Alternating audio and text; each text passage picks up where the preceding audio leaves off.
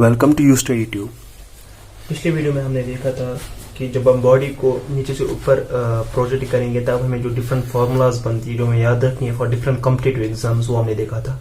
आज हम वही दूसरा पार्ट इसका, यानी कि जब हम बॉडी को ऊपर से नीचे डालेंगे तब हमें जो डिफरेंट फार्मूलाज है याद रखने के लिए और भी दूसरे मैकेनिज्म्स, वो क्या क्या है।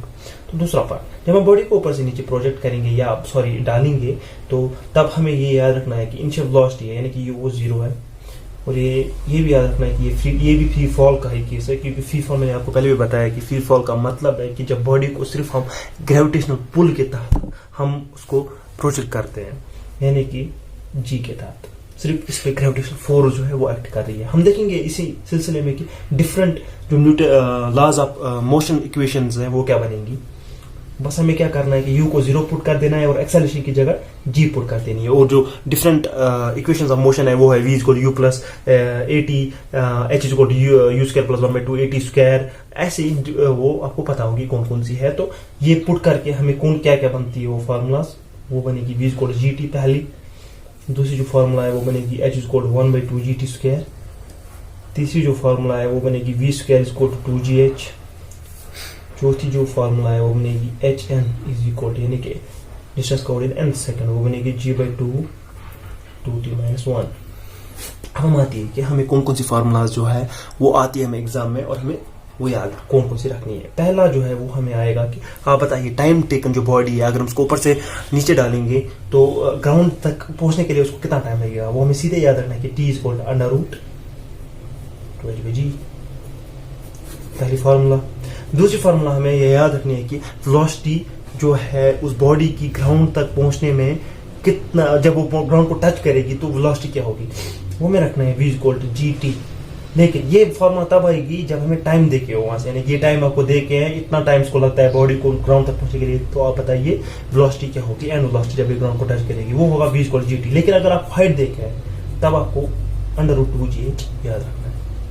अब आता है कि एक पिक्यूलियर क्वेश्चंस जैसे आते हैं कि पिक्यूलियर क्वेश्चन क्या आता है कि आप क्वेश्चन में दिया जाता है कि आप बताइए एक बॉडी को हमने ऊपर से नीचे डाला है, आप बताइए कि जो रेशियो ऑफ डिस्टेंस है जो वो कवर करेंगी इन n सेकेंड्स। और दूसरा टाइप का आता है कि आप बताइए कि जो रेशियो ऑफ डिस्टेंस है वो जो कवर करेगी इन n सेकेंड। तो दो केसेस बनते हैं, एक जो है वो है n सेकेंड्स, दूसरा है nth सेकेंड। ये डिफरेंस आपको जरूरी पता होना चाहिए क्योंकि बच्चों को फिर कंफ्यूजन हो जाता है कि ये मसला क्या है। n सेकेंड्स का मसला है कि अगर हमें बताया जाएगा कि आप बताइए ratio of distance covered in, यानी कि 1 सेकंड में, 2 सेकंड्स में और 3 सेकंड्स में कितना बॉडी कवर करेगी एक डिस्टेंस, उसका रेशियो बताइए। दूसरा है nth सेकंड, यानी कि पहले सेकंड में, दूसरे सेकंड में और तीसरे सेकंड में। देखिए कितना डिफरेंट है, ये पहला सेकंड, दूसरा सेकंड, तीसरा सेकंड, कि हर कोई एक ही सेकंड है, ये है लेकिन 1 सेकंड, 2 सेकंड और 3 सेकंड में आप देखिए कितना फर्क है। तो क्या होगी वहां पर, क्या रेशियो हमें देना है। फॉर एग्जांपल हमें यही 3 पूछा जाएगा, ये पूछा जाएगा, तो हमें वहां रेशियो, यहाँ पर क्या रेशियो बनेगा, यहाँ पर बनेगा वो 1 square is to 2 square is to 3 square. ये आपको याद रखना है कि जब n सेकंड्स में बॉडी प्रोजेक्ट की जाएगी। फिर अगर हमें n सेकंड का बोलना है तब हमें याद रखना है 1:3:5, 1 स्क्वायर 2 स्क्वायर 3 स्क्वायर 1:3:5। उसके बाद अगर हमें बोला जाएगा आप बताइए ratio of time for which the stone travels regular height if it is dropped from some height, यानी कि आप बताइए जो रेशियो ऑफ टाइम है वो बताइए आप कुछ रेगुलर हाइट्स के लिए, यानी कि पहले सेकंड में, पहले मीटर में, दूसरे मीटर में, या पहले 2 मीटर में, फिर अगले 2 मीटर में, अगले 3 मीटर में जो रेशियो ऑफ टाइम है वो बताइए। ये अक्सर एग्जाम में क्वेश्चन पूछा जाता है, तब आपको सीधे याद रखना है कि जो रेशियो ऑफ टाइम है, देखिए क्वेश्चन किस तरह से होता है, मैं आपको इंग्लिश में बताता हूँ। Ratio of time for which a body travels regular height if it is dropped from some height, तो वो आएगा 1:√2 √2 - 1 √3 - 2, 1:√2 - 1 √3 - 2। ऐसा ही क्वेश्चन हमें क्या आता है, ये वर्टिकल मोशन है, यानी कि जब हम बॉडी को ऊपर करते हैं कवर।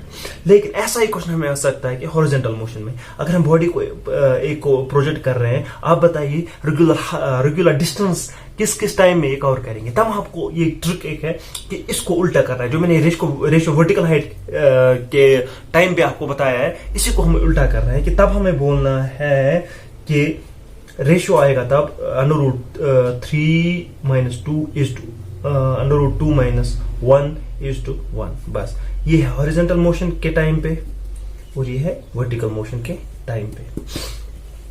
ये काफी इस वर्टिकल मोशन के लिए जो आपको फॉर्मूलाज डिफरेंट याद रखनी है। अब कुछ पॉइंट्स है जो आपको याद रखने हैं, कुछ फॉर्मूलाज भी है जो आपको याद रखने हैं इसके लिए। तो पहले हमें बोलना है कि जो टाइम होता है एक बॉडी का वो हमेशा इक्वल होता है। जितना इसको ऊपर जाने के लिए टाइम लगेगा उतना ही टाइम बॉडी को नीचे जाने के लिए भी लगता है। ये आपको हमेशा याद होना चाहिए, क्योंकि जो बॉडी है वो सिर्फ ग्रेविटेशनल फोर्स के ये हालांकि ये हो सकती है, डिफरेंस इन वेलोसिटीज हो सकती है, लेकिन जो टाइम है वो हमेशा टाइम ऑफ एसेंट हमेशा बराबर टाइम ऑफ डिसेंट के बारे में। ये पहला पॉइंट। दूसरा पॉइंट जो आपको याद रखना है वो क्या है? दूसरा पॉइंट है कि जो स्पीड जिस स्पीड से हम बॉडी को ऊपर भेजते हैं, फॉर एग्जाम्पल हमने बॉडी को 25 km/h की स्पीड से ऊपर भेजा है, लेकिन जब वो वापस आएगी वहां पर उस पॉइंट पे जो है, फॉर एग्जाम्पल यहां पर हमने बॉडी को ऊपर 25, वहां पर जब बॉडी नीचे आएगी, ये ऊपर हमने भेजी है, वहां पर भी 25 km/h होगी। यानी कि ये एक अच्छा सा पॉइंट है। फॉर एग्जाम्पल एक बॉडी हमने ऊपर से, ये मैंने ग्रैब बनाया है, वरना सीधे बॉडी ऐसे आ जाएगी, या अगर हमने ऐसे भी डाला है तो यहाँ पर जो स्पीड होगी वैसी स्पीड यहाँ पर भी होगी। टाइम ऑफ एसेंट की टाइम पे जब हम इसको जिस स्पीड पे लॉन्च करेंगे, टाइम ऑफ डिसेंट जो है जब ग्राउंड को टच करेगा तो वो स्पीड सेम होगी। ये आपको, ये वाला पॉइंट भी आपको याद रखना है। फिर जो तीसरा पॉइंट जो आपको याद रखना है वो क्या है? अगर एक बॉडी हम सीधे ड्रॉप करते हैं किसी हाइट से और दूसरी बॉडी को हम प्रोजेक्ट करते हैं थोड़ा हॉरिजॉन्टली, फिर वो ड्रॉप करेगी नीचे। लेकिन यहां पर क्या याद रखना है? जो टाइम इनको लगेगा नीचे पहुंचने में वो सेम होगा। Time is same.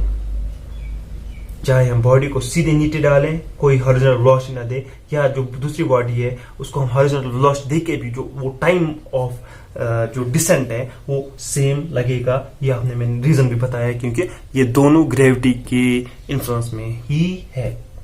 तो और अगला पॉइंट आपको याद रखना है कि एक बॉडी अगर वेलोसिटी अगर यूनिफॉर्म है तो यानी कि अगर बॉडी की वेलोसिटी यूनिफॉर्म है, इसका मतलब इसका डायरेक्शन और मैग्नीट्यूड जो है वेलोसिटी की वो चेंज नहीं हो रही है, तब हमेशा जो डिस्टेंस है वो हमेशा बराबर होगा डिस्प्लेसमेंट की, क्योंकि कोई चेंज डायरेक्शन, यानी कि वेलोसिटी अगर यूनिफॉर्म है, अगर देखे हैं इसका मतलब कोई डायरेक्शन या मैग्नीट्यूड चेंज नहीं है। दूसरा एक कॉन्सेप्ट हमें याद रखना है कि एक आमतौर पे हमें एग्जाम्स में जो क्वेश्चंस आते हैं वो स्टॉपिंग डिस्टेंस के बारे में हमें आते हैं। कि आप बताइए अगर एक बॉडी है उसने ब्रेक दे दी, आप बताइए जो डिस्टेंस वो कवर अप करेगी वो कितनी होगी?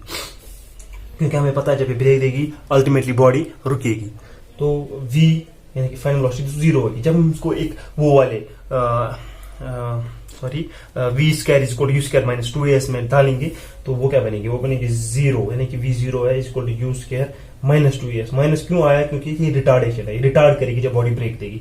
तब हमें जो फॉर्मूला हमें सीधे याद रखनी है, डायरेक्ट फॉर्मूला, ये आपको मैंने थोड़ा हिंट दिया कि ये कहां से आई, वो बनेगी s = u² / 2a। ये आपको बस याद रखनी है स्टॉपिंग डिस्टेंस के। जब आपको बोला जाएगा, आप बताइए स्टॉपिंग डिस्टेंस, बॉडी इस वेलोसिटी चल रही है, ये रिटार्डेशन है, आप बताइए स्टॉपिंग डिस्टेंस। लेकिन ऐसा एक पेक्यूलर केस है, वो हमें आगे पता चलेगा जब हम फ्रिक्शन पढ़ेंगे। अगर फ्रिक्शन होगा, ये तो तब है कि जब आइडियल रोड होगा, कोई फ्रिक्शन नहीं होगा, लेकिन अगर फ्रिक्शन होगा उस बॉडी में तो उस रोड पे, तो तब क्या होगी? तब उसकी स्टॉपिंग डिस्टेंस क्या होगी? ये आपको याद रखना है सीधे। वहां पर सिर्फ हमें ऐड क्या करना है? म्यू। u वो आएगा डिस्टेंस को u² / 2μg या 2μa, सॉरी 2μa, ठीक, ये 2μa, बस हमने यहाँ पर म्यू ऐड कर दिया है। और भी एक क्लियर क्वेश्चन सा आता है कि स्टॉपिंग डिस्टेंस का रेशियो हमें पूछा जाता है, दो बॉडीज का बोला जाता है कि ये दो बॉडीज है, ये इसी वेलोसिटी से चल रही है, तो अब बताइए उनका रेशियो क्या होगा। क्योंकि हमें पता है ये डायरेक्टली प्रोपोर्शनल है यू स्क्वायर, इस फॉर्मूला से आप देख सकते हो, क्योंकि एक्सेलरेशन तो सेम ही होगी, तो हमें सीधे बोलना है s1/s2 इक्वल टू u1/u2। ये फॉर्मूला है कि जब हमें बोला जाएगा दो बॉडी इसी वेलोसिटी से चल रही है, उनका रेशियो ऑफ स्टॉपिंग डिस्टेंस बताइए। Thanks for watching. अगर आपको इसी जो मैं पढ़ा रहा हूँ इसके नोट्स या एज ए पिक और एज PDF चाहिए, और तो आप डिस्क्रिप्शन में लिंक दे के हैं, वो आप जा सकते हैं वहाँ पर। और हमारे फेसबुक पे भी पेज है, इंस्टाग्राम पे भी पेज है, एज यू स्टडी ट्यूब, आप वो फॉलो कर सकते हैं। Thanks, have a best day.